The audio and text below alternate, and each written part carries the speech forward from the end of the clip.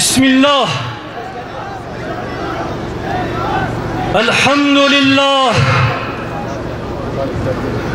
Vessalatu vesselamu ala Resulillah.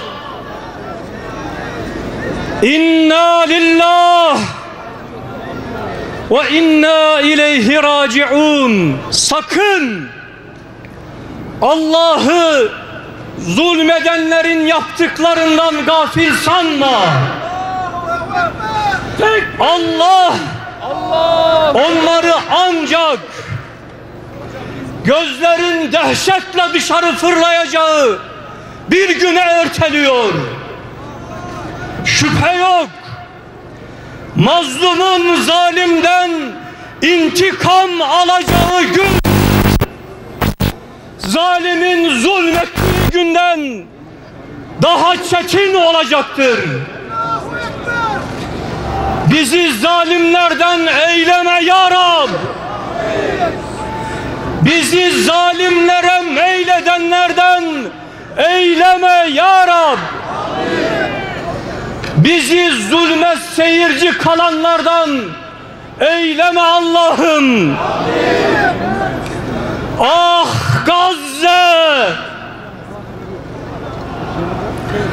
Anadolu'nun evlatlarıma hakkımı helal edecek misin?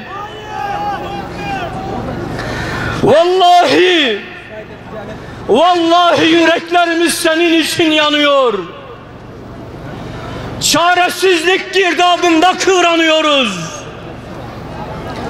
Bizler Anadolu'nun dört bir yanından Türkiye'nin merkezine Gazze için geldik. Yüreğimiz yanıyor. Bu ağır vicdan yükünü taşımaya takatimiz kalmadı. Bizler ki Çanakkale'de omuz omuza savaşanların evlatlarıyız. Bizler Fatihlerin, Selahaddinlerin torunlarıyız. Bizler 15 Temmuz gecesi tankların önüne göğsünü siper etmek için meydanlara akanlarız. Ve bugün bu meydandayız. Artık yeter demek için bu meydandayız.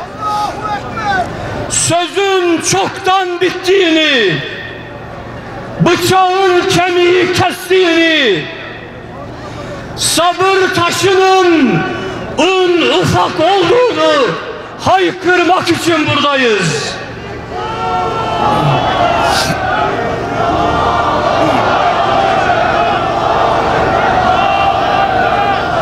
Bugüne kadar çok sözler duyduk.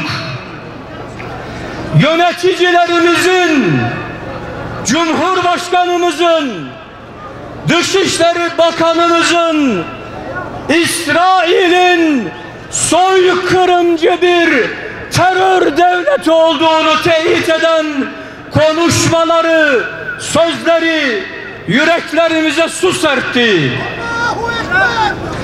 Bu soykırımcılara karşı cesur söylemleri beklentilerimizi de yükseltti. Bekledik ki o soykırımcı devletin büyükelçisi istenmeyen kişi ilan edilerek bu vatandan sürülsün. İsrail'le bütün diplomatik ilişkiler kesilsin. Bekledik ki Gazze'li masumları bir lokma ekmekten, bir damla sudan mahrum bırakan, gece gündüz üzerlerine bomba yağdıran soykırımcı İsrail'e Bakü-Ceyhan boru hattından bir damla petrol akmasın. Bekledik ki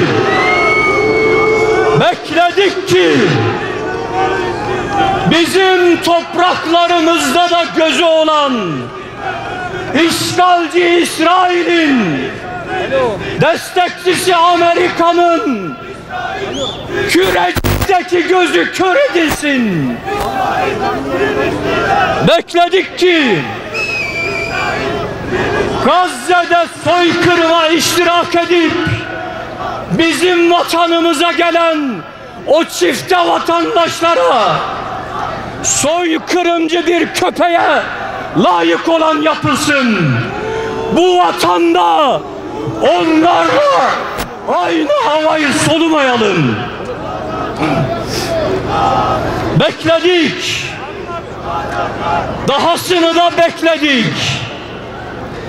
Fakat gelinen noktada artık beklemeye tahammül yok.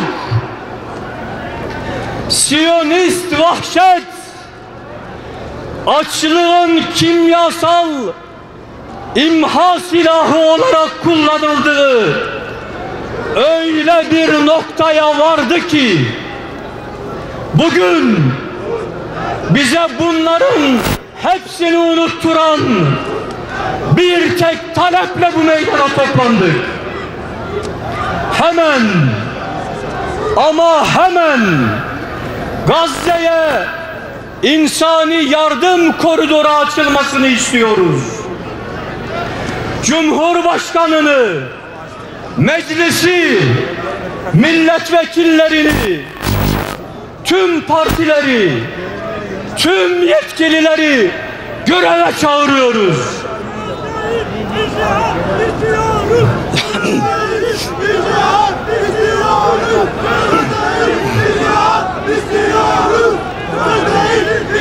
Bu konuda adım atılmadıkça, bu konuda bir adım atılmadıkça, somut bir adım atılmadıkça artık yöneticilerimizden hiçbir söz duymak istemiyoruz. Bilinsin ki artık bu sözler yüreğimizdeki yangına su serpmiyor, alevini harlıyor. Çünkü söz anlamını çoktan yitirdi. Çünkü Gazze'li çocukların karnını laf doyurmuyor. Gazze'li çocukların karnını laf doyurmuyor. Gazze'de kundaktaki bebekler, masum çocuklar, mazlum kadın ve erkekler her gün, her saat açlıktan can veriyor. Orada bir halk yok ediliyor. Gazze'de bir kıtlık yok. Gazze'de bir kıtlık yok. Katil işgalciler tarafından her türlü insani yardımın ulaşması engellenerek taammüden açlıkla katledilen bir an, vahşice işlenen bir soykırım var. 2 milyon insan toplu olarak bütün dünyanın gözü önünde, hepimizin gözü önünde katlediliyor. Anın vacibi, bugünün vacibi, farzın üstündeki farz, bugün hemen o insanlara insani yardım ulaştırılmasıdır. Hemen bir an bile beklemeden havadan, karadan, denizden Gazze'ye insani yardımın ulaştırılmasını bekliyoruz. Cumhurbaşkanımıza, meclise, milletvekillerine sesleniyoruz. Görevimizdir, insanlık görevidir. Gazze'ye bir yol açın. Donanmamız eşliğinde gemilere yol verin. Biz millet olarak gemileri doldurmaya hazırız. Hazır mıyız? Hazır mıyız? Hazır mıyız? Karadan bir yol açın. Biz millet olarak vallahi yardımı sırtımızda taşımaya hazırız. Hazır mıyız? Hazır mıyız? Hazır mıyız? Bir saat değil, bir dakika kaybedecek vakit yok. Her dakika yeni bir masum açlıktan can veriyor. Açlıktan. Bunun hesabı din gününde hepimizden sorulacak. Burada toplandığımız gibi alemlerin Rabbinin huzuruna toplandığımız gün وَاِذَا الْمَوْعُودَةُ سُعِلَتْ بِاَيِّ ذَنْبٍ قُتِلَتْ diri diri toprağa gömülen kıza hangi suçtan dolayı öldürüldüğü sorulduğu gün cevabımız yok. Alemlerin Rabbine vereceğimiz, mazeret olarak öne süreceğimiz cevabımız yok. Herkes hesabını çok iyi yapsın. Ve bu dünyada da kardeşlerim, direnişin bittiği, Gazze'nin düştüğü bir güne uyanmanın acısının tarifi yok. Biz o yürek acısını Kerbela'dan biliyoruz. Biz o vicdan yarasını Endülüs'ten biliyoruz. Asırlar geçse de o acı dilmez. Vallahi ömür boyu utancımızdan bu başlar havaya kalkmaz. Ey Kerbela'ya ağıt yakanlar, ey Endülüs'e hayıflananlar, bugün Kerbela Gazze'dir, Endülüs Gazze ve biz bugün yaşayan insanlar olarak onurumuzun sınavını Gazze'de veriyoruz. 2 yıllık mucizevi direniş göstermiştir ki Allah'ın izniyle Gazze ehli Taifetül Mansura'dır. Asla teslim olmayacak. Allah'ın yardımıyla Kassam asla diz çökmeyecek. Katil İsrail'e diz çöktürecek. Tekbir! Tekbir! Tekbir! Allah'ın izniyle soykırımcı İsrailler tarihten silinecek. Zira şehadeti şeref bilen bir topluma kaybetmek yoktur. Onlar öldürülürken de kazananlardır.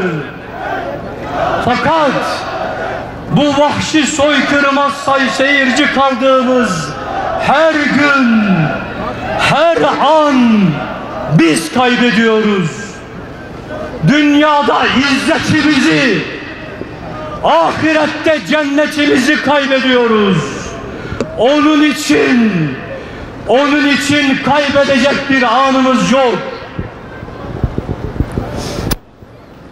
Ey bir kötülük gördüğünüzde elimizle, dilimizle, kalbimizle düzeltmeyi bize emreden Peygamberin ümmeti, 2 milyon insanın aç bırakılarak katledilmesinden daha büyük kötülük ne olabilir? Neyi bekliyoruz? Bizi harekete geçirecek vicdanımızda mı yok? Bu mutlak kötülüğe karşı buğz etmek hepimizin. Onu dille düzeltmek sivil toplumun. Onu eliyle yok etmek gücü ve yetkiyi elinde bulunduranların vazifesidir. Hepimiz katil İsrail'e buğz ediyoruz. Etimizle, kemiğimizle, her hücremizle nefret ediyoruz. İşgalci terör devleti ve Siyonizm bizim en büyük düşmanımızdır. Tekrar ilan ediyoruz. Bu mutlak kötülüğü ortadan kaldırmak için herkesi göreve çağırıyoruz. Halklarımızı meydanlara çağırıyoruz. Ve yöneticilerimize görevlerini hatırlatarak çağrımızı yineliyoruz. Hemen bir dakika kaybetmeden Gazze'ye insani koridor istiyoruz. Söz değil, somut adımlar bekliyoruz.